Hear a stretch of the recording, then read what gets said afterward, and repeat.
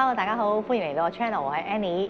咁今集咧就要同大家咧係講下咧關於呢一個 MM2H 就係沙巴咧申請呢一個第二家園嘅。咁會同大家分享翻咧當年咧我申請個流程啦，同埋資訊等等嘅。咁喺開始之前咧都俾翻一啲簡單嘅資訊大家先。咁咧 MM2H 咧全名咧就係叫做 My Malaysia Second Home， 就係咧係馬來西亞第二家園。咁佢係一個咧係居留嘅一個長期居留嘅一個簽證計劃嚟嘅。咁咧而馬來西亞咧就有分咧西馬啦同埋東馬。咁西馬咧就係吉隆坡首都嗰邊啦，而東馬咧就係沙巴沙勞越嘅。咁呢三個地方咧嗰個嘅 MM2H 嘅要求咧都唔同嘅，咁係按翻去當地嗰個嘅係門檻要求啦。咁當年咧我咧就係2017年咧去申請呢一個嘅馬來西亞嘅第二家園啦 MM2H 嘅，關乎到咧咁專業嘅資訊咧，梗係要揾翻一啲專業人士咧去講解翻啦。咁所以今日咧我咧就邀請咗咧當年幫我申請呢一個嘅 MM2H 嘅 agent Albert 咧，係同我哋一齊咧嚟到當中咧去咧一齊去講解翻咧當時嘅一個流程嘅。係啦，咁咧係啊，坐喺我身邊呢個咧就係咧 Albert 啦，就係當年咧幫我申請呢一個嘅MM2H 咧嘅 agent 啦。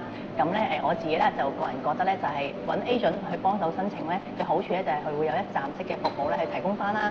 咁當年咧 Albert 咧都好好嘅，咁佢咧除咗咧係話俾我聽一啲預備文件之外咧，就算係做完成個流程啦，好似而家咁，我哋已經成為咗朋友啦，係啦，我已經成功申請 MM2H， 但我哋間中咧都會出嚟飲茶嘅，係咪 Albert？ 係 ，Hello 大家好，我係 Albert 嚇，so 今日咧我係受Annie 嘅邀請嚟到呢度補充下、講解下沙巴嘅 MM2H 嘅申請。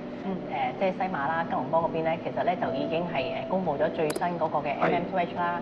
咁我知道佢哋有分3個級別啦，咁分別咧就係銀級啦、黃金級啦同埋白金級。咁今次咧我哋咧就唔特別咧去講西馬嗰邊啦，因為相信如果你哋係有留意話咧，都已經係可以搜尋到好多唔同嘅片啊，或者 YouTuber 都講過嘅。咁我哋今次咧就會係主力咧就係講翻係沙巴呢邊嗰個 MM2H 啦。就目前咧就沙巴咧未有開放。即係淨係更新嗰啲啦，即係舊啲可以更新，新嘅仲未有開放，而家都係等緊消息。但係有啲基本嘅嗰啲嘢，我哋譬如話要準備嗰啲資料可能有些少唔同，同嗰啲好似譬如話沙勞越啦，沙勞越咧佢申請者咧佢有分3個階段嘅，譬如話申請者佢第一個申請者佢係50歲，佢係用年齡嚟分呢個階段嘅。50歲咧就可以申請，佢有資格申請。第二種咧就係40歲至50歲嘅。即係呢個階段嘅年齡階段咧，佢係好似係沙勞越我講係沙勞越，佢喺好似呢個 investment 即係投資嘅領域咧嚟申請嘅。譬如話佢要佢係特別注重係買樓啦，即係你可以 invest 你投資買一間嗰啲 residential，即係住宅式嘅公寓咁樣。你要買呢個公寓60萬，佢係規定咁樣，60萬或者以上嗰啲馬幣係60萬先可以申請。呢個係40至50。另外一個階段係30至40。30歲至40歲，佢係注重係即係講你可以你有呢個申請呢個 long-term medical treatment， 即係你有即係長期嘅醫療服務嘅治療方面嘅需要，你就可以申請。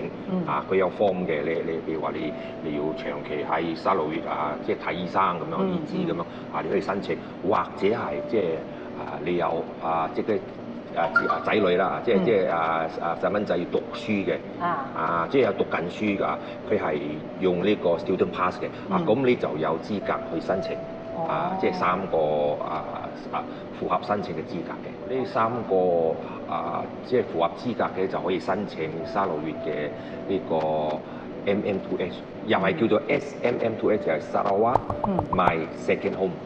沙巴又係 SMM2H， 又係沙巴。My Second Home。沙巴嘅條件咧，目前就未有開放，但係喺舊年初，我哋嘅沙巴嘅旅遊部長維達都 Christina Liu 咧，佢已經即係有即係報紙嗰邊已經有登咗嗰啲條件㗎啦，有啲條件，但係到至到2個月前呢個我哋嘅沙巴嘅 CM，我哋嘅首席部長先即係同喺報紙咁樣講佢將呢個提議咧會再向呢個州議會通過州議會嘅adopt啦，即係接受通過佢先嚟公佈。即係等但係條件咧，目前都係嗰啲咯，都係譬如話以前嘅我哋講15萬嘅 FD 而家可能係提升到20萬，20萬嘅 FD 咯，嗰啲都係即係講下啫，就係佢未有落實嘅，未有落實嘅。咁其他嗰啲譬如話喺沙巴一定要住滿30日，好似沙撈魚都係30，即係你申請咗呢個 MM2H 你喺沙巴1年。1年要住滿30日，起碼你住滿30日，呢好低要求㗎啦，係啦。咁同埋係攞到呢一個嘅5年嗰個居留權咧，佢唔限你出入無數次嗰個啦，無數次嘅，唔限你住喺度幾耐啦。係，如果你想譬如話我一次俾你5年，你住滿5年先走都冇問題，或者你出入無限制都冇問題嘅，係。咁如果係呢30日咧，有冇話係例如我申請人一定要住定係我嘅家屬或者仔女嚟住都得啊？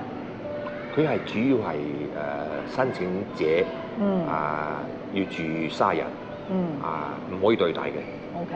即係主要申請人但係呢30日咧係咪連續咧呢個未有落實啦，未有決定啦，就等佢決定先，我哋先知但係沙巴有一個係即係討論未落實嘅，就係講要買60萬嘅呢個又係 property，又係嗰啲投資嘅物業投資物業呢個未有落實啦，爭論緊可能會話譬如話要買 property，你要買呢個物業先可以申請咁樣係喎，如果你講到呢部分咧，好似聽聞咧就話60萬馬幣咧係講緊話，如果 condo 咧就可以60萬或以上，如果係 land 咧地屋嘅話就要100萬或以上。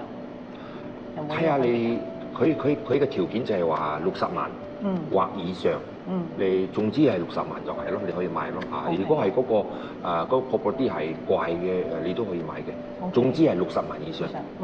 咁係咪唔可以2個單位加埋60萬㗎？兩個佢係睇一個 S&P 嘅，佢係睇一個嗰個買賣合約合同，佢要睇到你係60萬以上佢先接受你嘅申請。咁相對之下咧，我哋60萬喺沙巴嚟講係算係平㗎啦，算係呢個呢個門檻呢個門檻門檻咧係算係好低㗎啦，因為西馬已經係百幾萬100萬好似150萬咁樣以上㗎啦。咁頭先 Albert 講啦，咁因為最新最 update 咧就係未落實啦。咁我反而咧就係可以同大家分享翻當年咧我申請咧嗰個嘅流程嘅。咁同埋一啲嘅文件咧，其實咧大致上咧都唔會話改變好大嘅。咁我當年咧就係2017年咧去申請啦。咁因為嗰陣時我仲翻工，咁我好記得嘅。咁Albert 咧就好好，咁佢咧就見完我之後咧就係攞齊晒一啲嘅文件資料，係啦。就好似呢一個咁，係啦，一個咧叫checklist，係啦，冇錯，檢查表係好清晰嘅。咁咧就話俾我聽，你翻香港咧就要咧有啲咩嘅例如係良民證要去申請定你個收入證明等等要提供翻俾政府嘅。咁同有一系列嘅表格嘅。咁所以我就係先至極力推薦大家咧去揾一個專業嘅 agent，因為嗰啲表格咧其實咧真係即係馬來西亞政府出，其實係未必我哋自己會懂得去識得點去填嘅。咁同埋喺個流程入邊咧，因為都會一路 keep 住 update 佢入咗表格之後啦，佢哋已經即係睇緊幾時批核當批核咗嘅時候咧，佢都會叫我提我咧喺指定嘅時間入邊咧就要入境翻嚟沙巴呢一度，係啦。咁好似當日你有帶我車我去做身體檢查添嘅。係，不過係 approve 即係批准之後，批准之後咧，佢要求你做你買呢個保險啦，做呢個身體檢查，呢兩個做咗之後咧，先可以拎翻去移民廳佢先approve 咯，批准咁樣係。咁跟住就成功批准之後咧，咁呢一個咧就係一個長期嘅，即係喺馬來西亞沙巴呢邊嘅居留嘅一個嘅簽證啦。咁同埋我知道係咪除咗申請良民證之外，仲有啲咩文件如果係我哋做一個申請者要留意或者提供㗎？係良民件咧係一定嘅係必須嘅必要條件嚟嘅。呢個係當地嘅，你要當地嘅良民證嘅，即係話香港就係警察局啦，攞呢個良民證啦。咁第二個咧就係呢個要注意就係個income 啦，即係收入啦，收入證明啦。但係好似我聽講咧，而家未有落實啦。聽講如果係要求買呢個物業咧，就唔需要睇呢個收入。係咁樣講到嘅，但係而家未有落實，唔知。但係呢個譬如話你而家未即係喺未落實之前咧，呢個收入咧係一定要預備下啦，即係預備3個月嘅 statement 啦，呢個嗰啲 statement 嚟準備下個 bank statement 銀行嘅嗰啲收入嘅證明咁樣咯。咁而家以前係1萬啦，1萬蚊馬幣，或者以上。未來嘅新嘅申請咧係幾多咧？而家未落實係唔知啦，係唔知。但係唯一可以講嘅就係而家嘅 visa 咧，以前我哋可以一次批10年。係。咁而家咧係5年咁樣啊。OK。一次俾係俾5年。佢冇10年，佢係俾5年咁樣啊。咁如果如果對我哋呢啲即已經係批核咗啦，咁有冇話係咪一個叫做保證 renew 啊？即係保證續？有嘅係保證嘅。如果係 approve 俾你咧，佢嘅信咧，譬如話10年咧，佢嘅信係嗰個批准信咧，approve letter 咧，佢係俾10年嘅。OK。但係佢喺護照嗰邊，佢 chop 咧係俾你5年。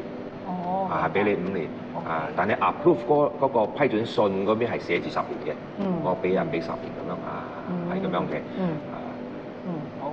咁嚟到呢度啦，咁都可以同大家講下咧，即係 MM2H 啦，即係馬來西亞第2家園嘅好處啦。咁首先咧就係佢其實你係一家人入邊，咁只要一個主要嘅申請人去申請，成功申請咗之後咧，就可以攜同你哋嗰個嘅仔女啦。咁仔女係18歲以下嗬？係18歲以下。跟住同埋配偶啦，同埋雙方嘅父母，咁一齊咧去做呢一個申請，即係話咧一人申請就全家受惠，咁呢一個一大好處啦。同埋馬來西亞咧就都一個好出名就係一個醫療啦，醫療設備啊，即係用一個即係相對香港人嚟講1/3嘅價錢咧，就已經可以即係享用到同香港差唔多同等嘅私家醫院嗰個嘅服務同埋設施哦。佢係有諗住好似沙勞越咁樣，沙勞越都係主打呢個醫療服務可以作為一個申請嘅。沙巴我諗都係咁樣，醫療方面呢個係一個條件嚟嘅。喺我講呢個身體健康，即係申請者咧係沙勞越係沙巴，我諗都係咁樣嘅。即係佢嘅身體健康，如果係亮紅燈嘅就唔可以申請。即係呢個申請嘅資格。身體一定要健康啦，有良民證啦，income啦，即係收入足夠啦，咁樣咯呢方面啦，咁你頭先講嗰個健康證明亮紅燈，即係即係譬如話佢有嚴重嘅糖尿病或者咩嗰啲啦，或者長期病患長期如果係嚴重嘅啦，佢可能佢唔接受你，可能佢唔批俾你，有機會唔接受咁樣係咯。知道，即係就 OK。輕微嗰啲可以嘅，輕微，因為鼓勵你過嚟，譬如話做嗰類長期醫療服務啊嘛，你過嚟睇醫生做長期嘅治療呢個係歡迎嘅。呢個係歡迎。好，咁今集咧就嚟到呢一度啦。咁咧都好多謝 Albert 啦，咁佢係同我分享翻咧係好多關於 MM2H 啦、沙巴同埋沙勞越都有嘅資訊。咁我相信咧都希望嚟緊咧係沙巴嘅 MM2H 最新嗰個門檻要求咧落實咗嘅話咧，咁 Albert 同學咧都會再拍片講解俾大家聽嘅。一定會嘅，我會如果有最新嘅消息咧，會即刻俾你哋知道。好啊。咁所以咧，記住咧，你哋咧有任何嘅關於 MM2H 嘅問題資訊嘅話咧，都歡迎留言話俾我聽。咁我咧就會係 drop 低晒，咁一次我咧就係問 Albert 啦。咁而日後咧，你哋咧真係落實咗之後咧，好想咧係申請呢個嘅MM2H 啦，沙巴第2家園嘅話咧，咁咧你都可以 PM 我，咁咧到時咧我都會咧係介紹俾 Albert 嘅。係咁好啦，好啊。咁我哋咧就嚟到呢一度呢條片，咁好啦，咁我哋下條片見，OK，拜拜，拜拜。